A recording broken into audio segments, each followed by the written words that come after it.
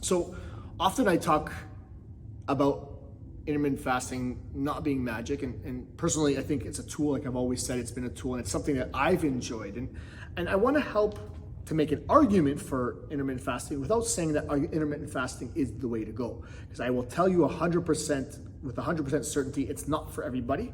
It's probably not for majority of people.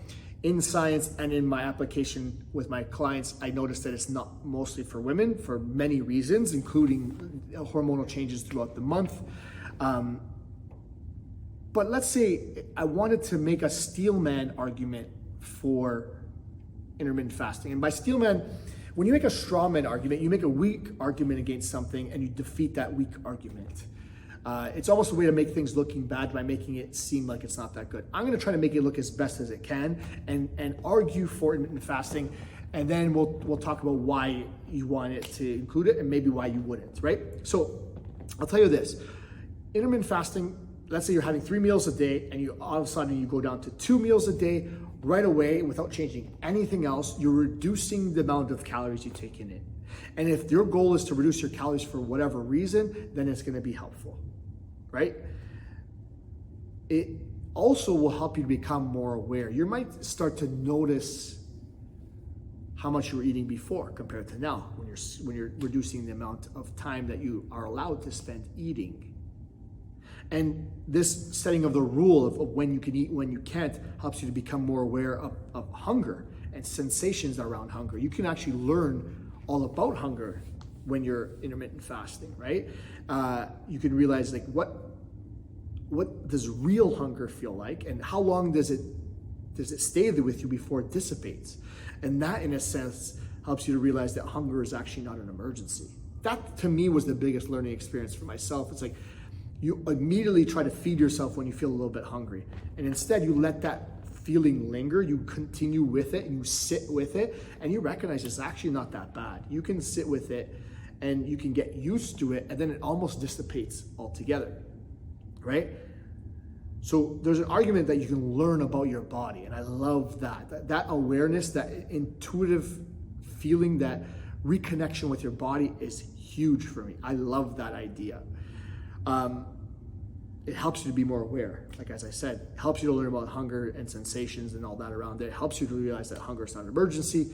But I think if we're using it as a tool, and you realize that you eat a lot of food at nighttime, and it tends to be foods that have a lot of calories and you're not moving, you're not expending that energy, it might be a great tool to say, okay, I'm not only eating it up until 7 p.m. because I know that I always finish my dinner by 7 p.m. and all the stuff I eat after that tends to be things that are not necessarily what I need. So that might be a reason why you want to take on intermittent fasting. So maybe you want to learn a whole bunch about yourself and reconnect with your body.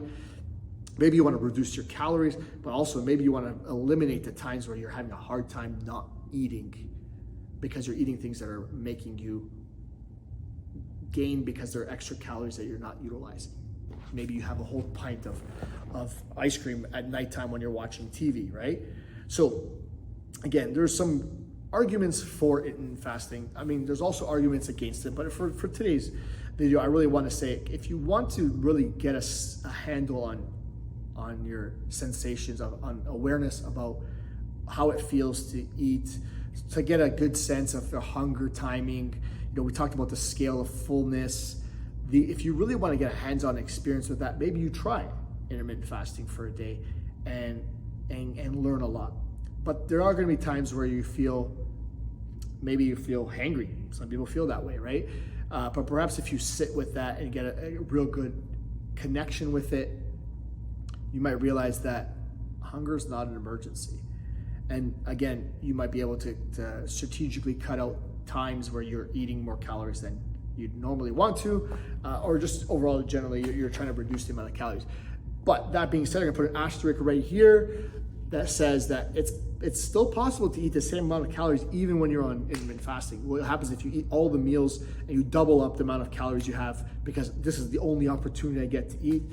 It does backfire, right? But again, I said I was gonna steel man this argument, so 3 real reasons why you might want to try intermittent fasting. You want to get a good connection with your body and hunger cues and all that stuff. You want to reduce the amount of calories. You want to avoid situations where you tend to overeat. Let's say on the weekends, you're saying I only eat till 8 o'clock, so you're not going to have ice cream and stuff and desserts that tend to have a lot more calories. So those are 3, pretty good reasons why you might want to try intermittent fasting.